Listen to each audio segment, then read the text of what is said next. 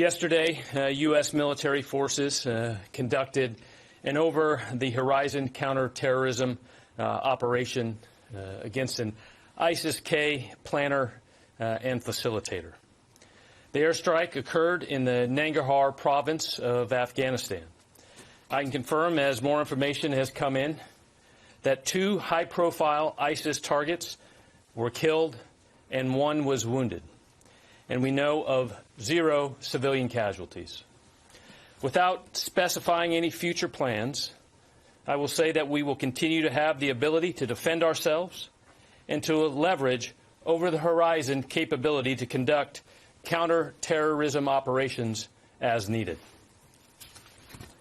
We continue to evacuate American citizens and vulnerable Afghans out of Kabul. In fact, there are approximately 1,400 individuals at the Kabul airport who have been screened and manifested for flights today. As I said yesterday, we have the ability to include evacuees on military airlift out of Afghanistan until the very end. This is a massive military, diplomatic, security, and humanitarian undertaking for the United States and our allies. And so I'll give you a specific update of the last 24. Yesterday, 32 U.S. military aircraft, 27 C-17s and 5 C-130s departed with approximately 4,000 personnel. Combined with 34 coalition aircraft departures, an additional 2,800 personnel left Kabul for various intermediate staging bases. 66 flights left out of Kabul yesterday in that 24-hour period with 6,800 evacuees. Today I can report an updated total evacuation that is more than 117,000, the vast majority of which are Afghans. Of this total number, approximately 5,400 are American citizens. We grieve with the Gold Star families, friends, and loved ones of our fallen. They will be remembered and revered among Americans who have served in Afghanistan in Operations Freedom Sentinel and Enduring Freedom.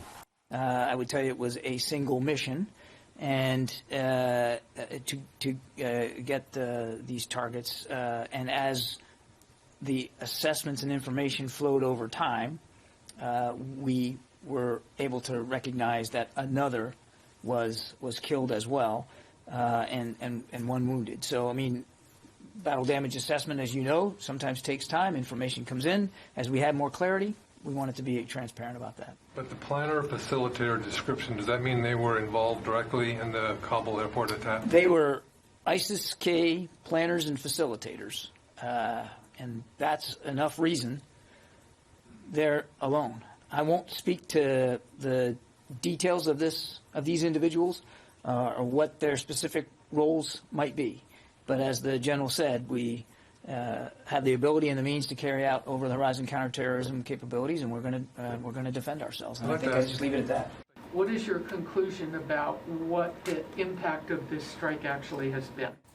They have 2 high-profile planners, or one planner, 1 facilitator, that are no longer on their muster roll. So they have lost some capability to plan and to conduct missions.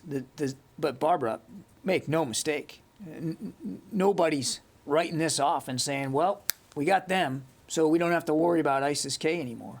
Not the case. As I said earlier, the threat stream is still active, still dynamic. We're still laser focused on that and force protection, and we aren't thinking for a minute that what happened yesterday gets us in the clear. Not a minute. But do we believe that we hit valid targets?